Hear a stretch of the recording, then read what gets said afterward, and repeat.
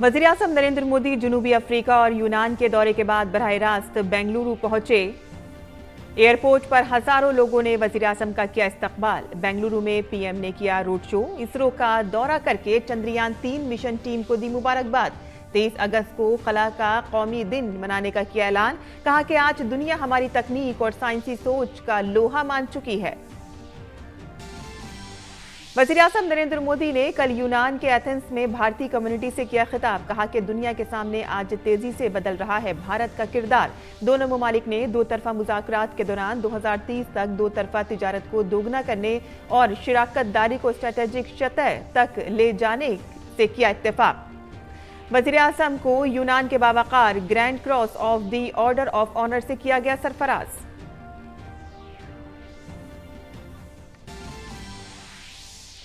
मध्य प्रदेश में शिवराज सिंह चौहान काबीना में तौसी। 3 नए चेहरे काबीना में शामिल। वजीर आला ने गवर्नर मंगू भाई पटेल से की मुलाकात। सौंपी वुज़रा की फहरिस्त।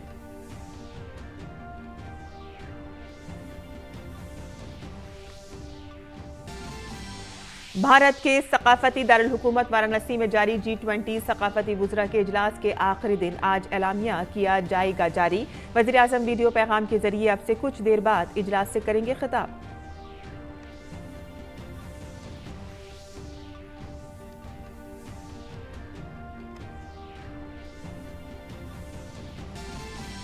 और खेल की खबरों में भारत के एचएस प्रणय आज आलमी बैडमिंटन चैंपियनशिप में खेलेंगे मर्दों का सिंगल सेमीफाइनल मुकाबला और उनका मुकाबला होगा थाईलैंड के कुनलावत विदित सारण से। प्रणय ने क्वार्टर फाइनल में टॉप सीड विक्टर एक्सेलेंस को शिकस्त देकर तमगा बनाया यकीनी।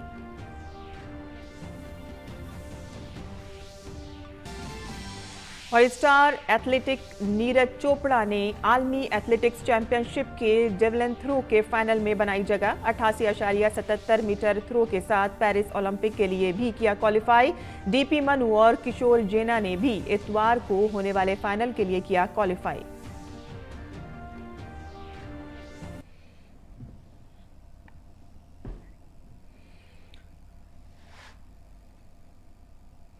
आदाब नाज़रीन, खबरनामे में आपका इस्तकबाल है। मैं हूं साइमा खान। अब खबरें तफसील से।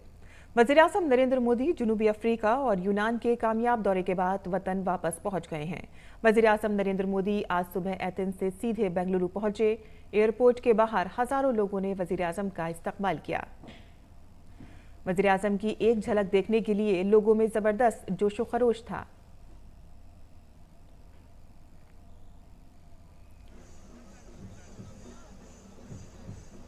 वज़ीर-ए-आज़म ने चंद्रयान-3 मिशन में शामिल इसरो के साइंसदानों से मुलाकात की।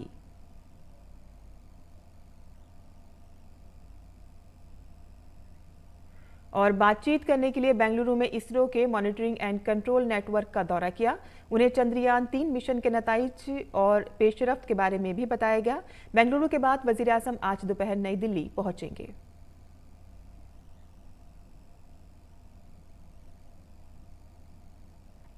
और बेंगलुरु में हवाई अड्डे के बाहर हजारों लोग वज़ीर-ए-आज़म की एक झलक देखने के लिए जमा हुए थे।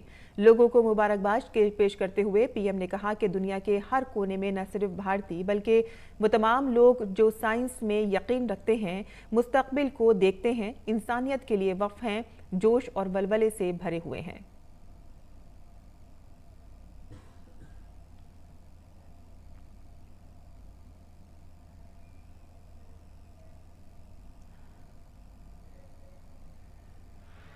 देश को जब इतनी बड़ी सौगात देते हैं, इतनी बड़ी सिद्धि प्राप्त करते हैं, तो जो दृश्य मुझे आज बेंगलुरु में दिख रहा है, वही मुझे ग्रीस में भी दिखाई दिया, जोहान्सबर्ग में भी दिखाई दिया।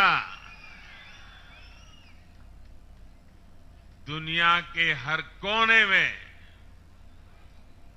न सिर्फ भारतीय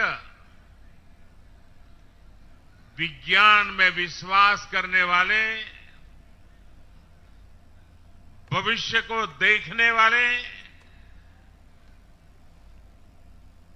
मानवता को समर्पित सब लोग इतने ही उमंग और उत्साह से भरे हुए हैं। वजीर आजम ने बेंगलुरु के अवाम का शुक्रिया भी अदा किया। ये समय मुझे यहां उद्बोधन का नहीं है, क्योंकि मेरा मन उन वैज्ञानिकों के पास पहुंचने के लिए बहुत उत्सुक है। लेकिन मैं आपका धन्यवाद करता हूं कि बेंगलुरु के नागरिकों ने अभी भी उस पल को उमंग और उत्साह से जी करके दिखा रहे हैं। पीएम मोदी कर्नाटक के बेंगलुरु से इसरो हेडक्वार्टर पहुंचे, जहां उन्होंने चंद्रयान-3 भेजने वाले साइंसदानों की टीम से मुलाकात की। इस दौरान पीएम मोदी का चारों तरफ से शानदार इस्तकबाल किया गया। सड़क के दोनों तरफ लोगों की एक बड़ी तादाद हाथों में मुल्क का झंडा लिए वजीर आजम का इस्तकबाल कर रही थी।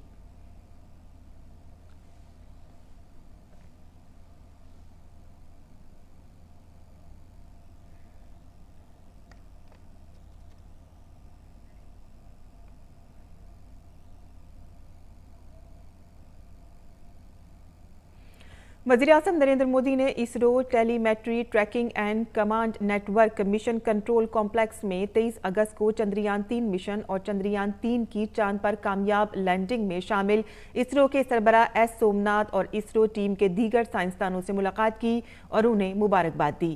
पीएम ने इसरो के सरबराह को गले लगाया और उनकी पीठ थपथपाई और इस दौरान वजीर आजम ने टीम के तमाम साइंसदानों के साथ एक ग्रुप फोटो भी लिया और इसके बाद इसरो के सरबराह ने वजीर आजम को चंद्रयान-3 के अमल के बारे में बताया।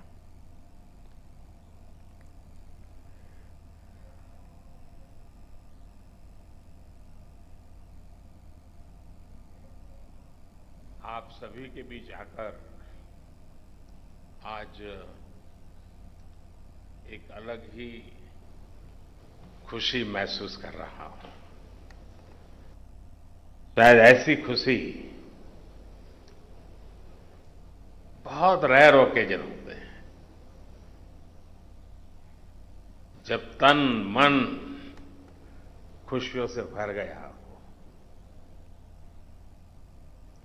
और व्यक्ति के जीवन में कई बार ऐसी घटनाएं घटती हैं कि वो बेसब्री हावी हो जाती है। इस बार मेरे साथ भी ऐसा ही हुआ है। इतनी बेसब्री। और वजीर आजम ने 23 अगस्त को खला का कौमी दिन मनाने का ऐलान किया। 23 अगस्त को जब भारत ने चंद्रमा पर तिरंगा फहराया, उस दिन को अब हिंदुस्तान नेशनल स्पेस डे के रूप में मनाया जाएगा।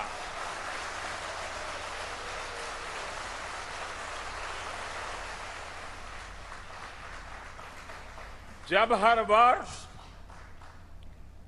National space day science, technology और इनोवेशन की स्पिरिट को सेलिब्रेट करेगा, हमें हमेशा हमेशा के लिए प्रेरित करता रहेगा।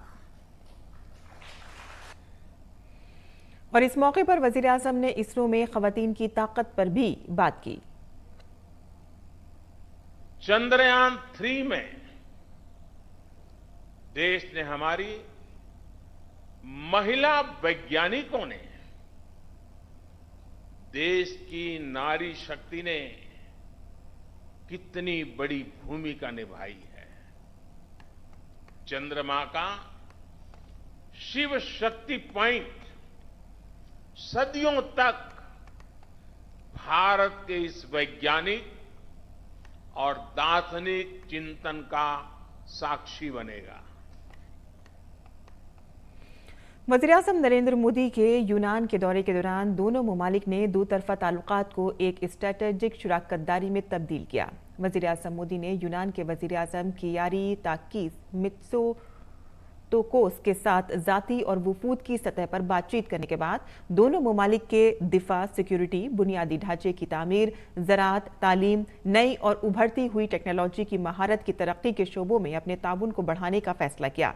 वज़ीर-ए-आज़म ने अपने दौरे के दौरान यूनान के सदर से भी मुलाकात की और उन्हें grand cross of the order of honour से नवाजा गया।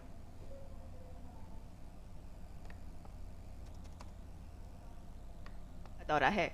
दारुल हुकूमत एथेंस पहुंचते ही एयरपोर्ट पर ही गर्मजोशी देखने को मिली। यूनान के वजीर खारजा जॉर्ज गैरा पेट्रोटस ने पीएम मोदी का इस्तकबाल किया।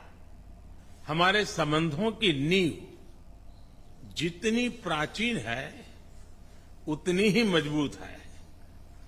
विज्ञान, कला और संस्कृति सभी विषयों में हमने एक दूसरे से सीखा है। इस्तकबाल करने में भला गैर मुकीम भारतीय शहरी भी कहां पीछे रहने वाले थे। लोगों की एक बड़ी तादाद भारतीय लिबास में जोशो खरोश के साथ होटल के बाहर नजर आई। वज़ीर-ए-आज़म भी इन लोगों के दरमियान पहुंचे और इनका इस्तकबाल कबूल किया। लोगों का जोश और बलबला देखने लायक था। वज़ीर-ए-आज़म भी आबदीदा हो गए। होटल के अंदर भी लोगों ने तिरंगा हाथों में पकड़ा हुआ था।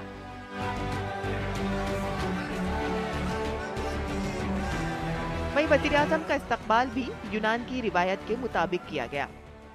वज़ीर-ए-आज़म ने यादगार शुहदा पर फौजियों को ख़िराज अक़ीदत पेश किया। ये यादगार उन गुमनाम फौजियों की याद में बनाई गई है जो अब तक मुख्तलिफ जंगों में शहीद हो चुके हैं। इसके बाद वज़ीर-ए-आज़म ने यूनान की सदर कैटरीना साकेला रोपोओलो से मुलाकात की। इस मौके पर उन्हें grand cross of the order of honour से नवाजा गया। वज़ीर-ए-आज़म यूनान की तरफ से एजाज पाने वाले पहले सरबराहे हुकूमत बन गए हैं। 140 करोड़ भारतीयों की ओर से मैंने यह पुरस्कार स्वीकार किया और अपना आभार व्यक्त किया। भारत और ग्रीस के साझा मूल्य हमारी लंबी और भरोसेमंद पार्टनरशिप का आधार है। Honorable Prime Minister was conferred the Grand Cross of the Order of Honor, an award of the Greek government. He is the first foreign head of the government to receive this honor.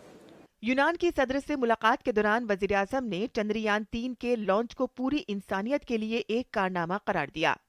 मैक्सिमोस mention में यूनान के वज़ीर-ए-आज़म कियारिकोस Mitsotakis के साथ दो तरफा और वफूद की सतह पर बातचीत हुई। दोनों रहनुमाओं ने दो तरफा ताल्लुकात को स्ट्रेटेजिक सतह पर ले जाने पर इत्तेफाक किया। भारत ग्रीस पार्टनरशिप को स्ट्रेटेजिक स्तर पर ले जाने का निर्णय लिया है।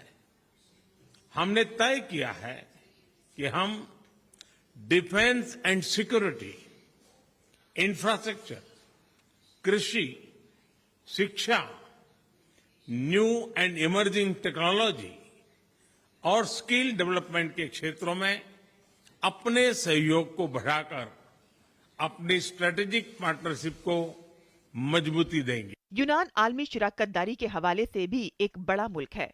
दिफाई सलामती, दहशतगर्दी और साइबर सिक्योरिटी के अलावा दोनों मुल्कों ने नई उभरती हुई टेक्नोलॉजी, महारत की तरक्की के मैदान में ताल्लुकात को नई सतह पर ले जाने पर इत्तेफाक किया और इसके साथ ही दोनों मुल्कों के दरमियान ज़राई शोबे में ताउन के हवाले से एक मुआहदे पर दस्तखत किए गए।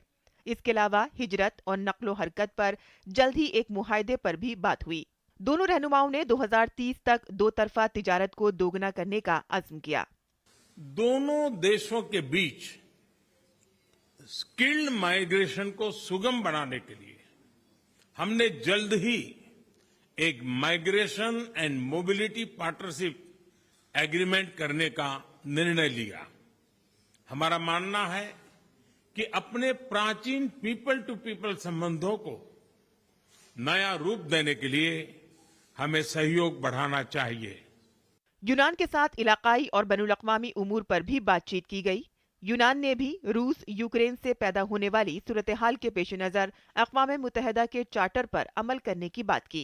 They are ready to proceed side by side in dealing with the challenges of our time, especially in a period of upheaval and war in Ukraine, facts which make it even more necessary to respect the UN Charter. यूनान ने खलाई शोबे में भारत की कामयाबियों पर, खास तौर पर चंद्रयान 3 की कामयाबी पर मुबारकबाद दी। दूसरी जानिब यूनान ने भी भारत की सदारत में होने वाले G20 सरबराही इजलास के कामयाब इनकाद के लिए मुबारकबाद दी। एथेंस से मेघना देव और शैलेंद्र मिश्रा की रिपोर्ट, उर्दू खबरें। और यूनान से घर रवाना होने से पहले वज़ीर-ए-आज़म नरेंद्र मोदी ने एथेंस में भारतीय कम्युनिटी से बातचीत की, जहां पूरा हॉल भारत माता की जय, वंदे मातरम के नारों से गूंज उठा। इस मौके पर वज़ीर-ए-आज़म ने कहा कि वो अपने अहले खाना से मिलने उनके दरमियान आए हैं। उन्होंने चंद्रयान 3 और विक्रम की जुनूबी कुतुब पर सॉफ्ट लैंडिंग को एक बड़ी कामयाबी करार दिया। वज़ीर-ए-आज़म ने कहा कि सोशल मीडिया से दुनिया के कोने कोने से मुबारकबाद मिल रही है।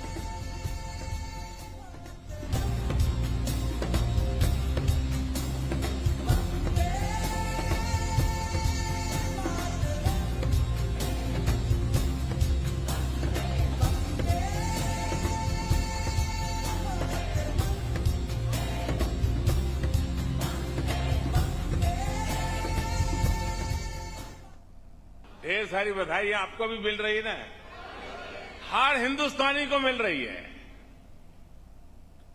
पूरा सोशल मीडिया बधाई संदेशों से भरा हुआ है। जब सफलता इतनी बड़ी हो तो सफलता, उसका उत्साह ये भी लगातार बना रहता है। आपके चेहरे भी बता रहे हैं, दुनिया में कहीं भी रहे लेकिन आपके दिल में धड़कता है भारत।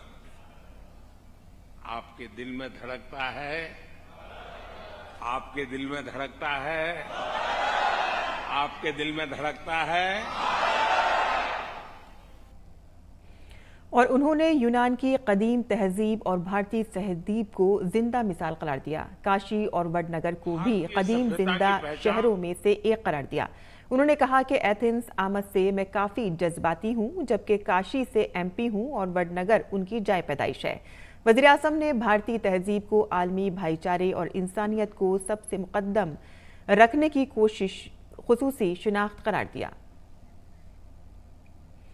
वज़ीर-ए-आज़म ने कहा कि भारत ने कोविड के दौर में दुनिया के लिए खिदमत की एक मिसाल कायम की है। उन्होंने कहा कि भारतीय शहरी दुनिया में जहां भी रहते हैं वो मिलजुल कर रहते हैं और मेहनत करते हैं। भारत की तरक्की के सफ़र के बारे में उन्होंने कहा कि आज अपने तौर पर साइंस और स्टार्टअप की वजह से भारत हमजहत तरक्की कर रहा है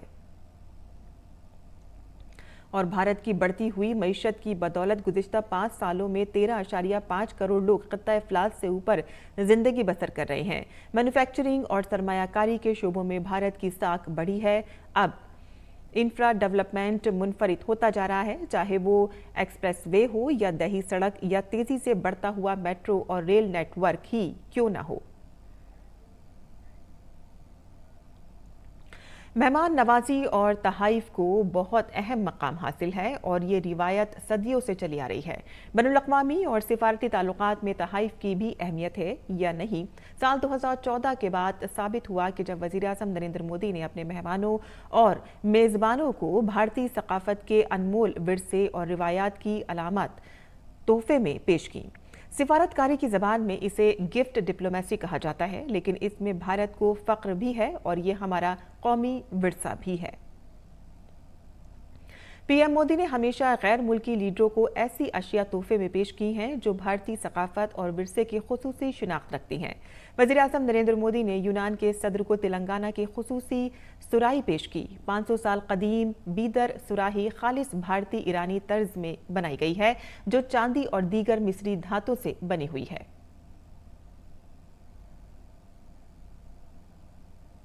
और वज़ीर-ए-आज़म नरेंद्र मोदी ने यूनान के वज़ीर-ए-आज़म कियारिकोस मित्सोताकिस को तारीखी दौर से मुतालिक एक नमूना पेश किया। आर्ट के इस दिलचस्प नमूने का नाम धोकर दामर के नाम पर रखा गया है, जो मुल्क के वस्ती और मशरक़ी हिस्से से ताल्लुक़ रखने वाले खाना बदोश भारतीय कबीले के हैं।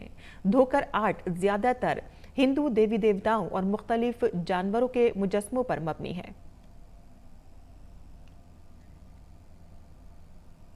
वज़ीर-ए-आज़म नरेंद्र मोदी ने यूनान के वज़ीर-ए-आज़म की अहलिया को मेघालय की शॉल तोहफे में पेश की। ये शॉल टेक्सटाइल आर्ट का एक उम्दा नमूना है, जिसे खासी कबीले से ताल्लुक़ रखने वाले जयंतिया बादशाह अपनी ताकत की अलामत समझते थे। मेघालय के कबाइल के जरिए सदियों से बनाई जाने वाली इस शॉल को बेशकीमती समझा जाता है।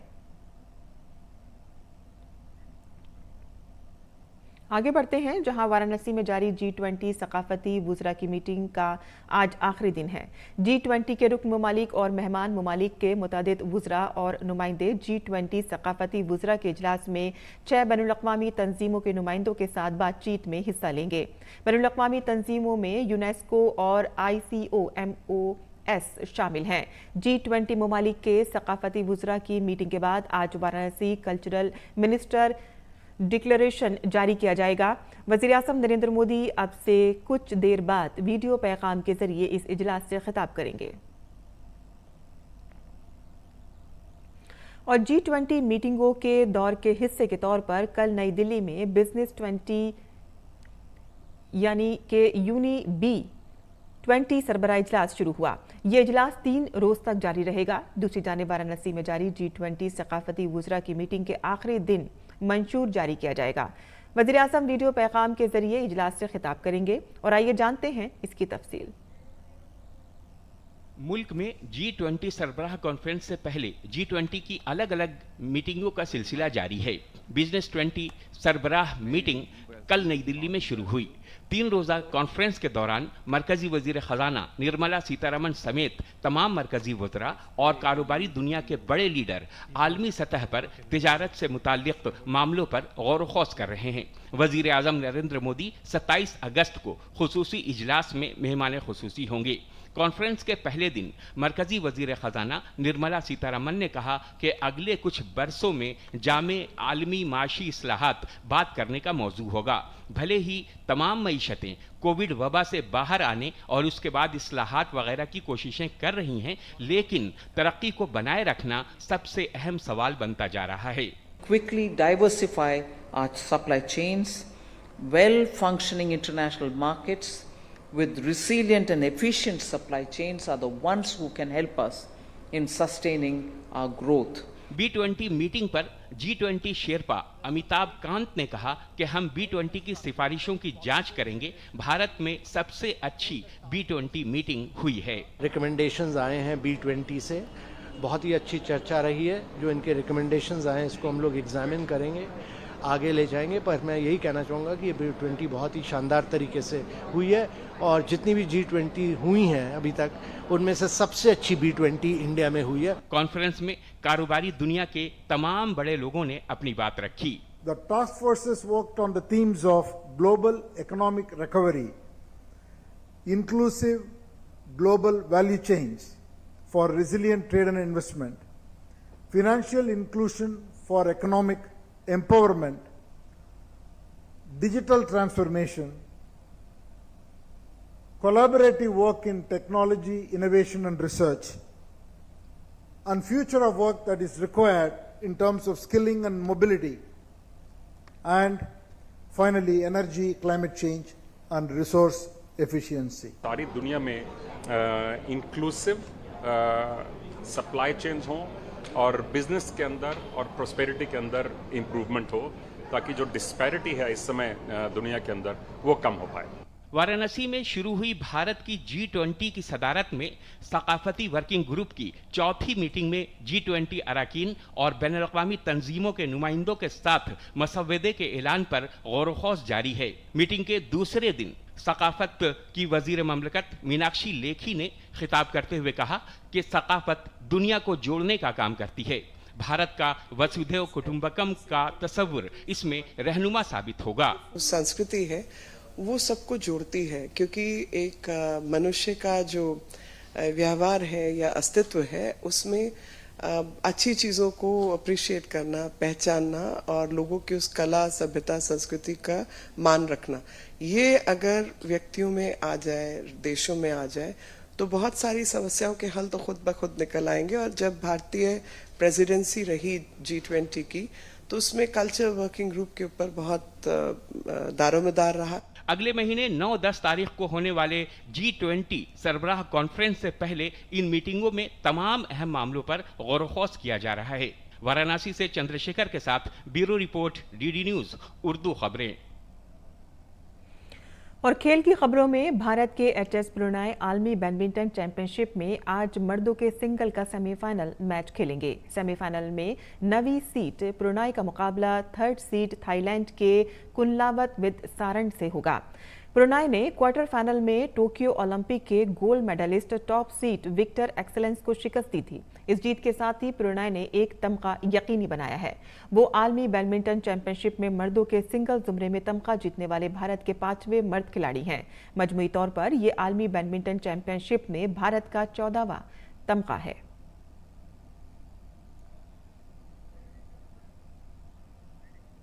और चीन में 23 सितंबर से 8 अक्टूबर तक होने वाले एशियन गेम्स में 634 रुकनी हिंदुस्तानी दस्ता शिरकत करने जा रहा है।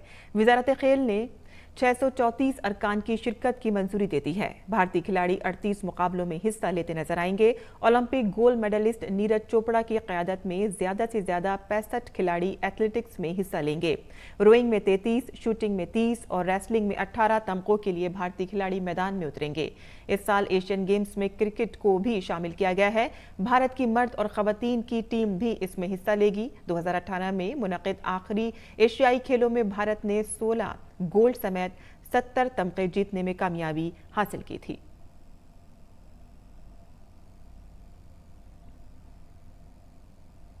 और अब पेश है मौसम का हाल।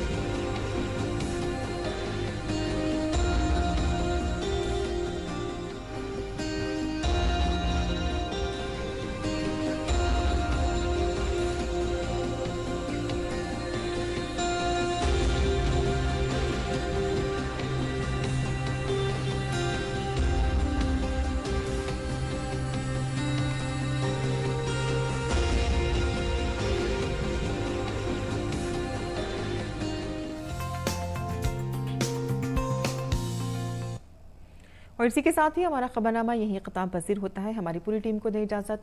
आदाब।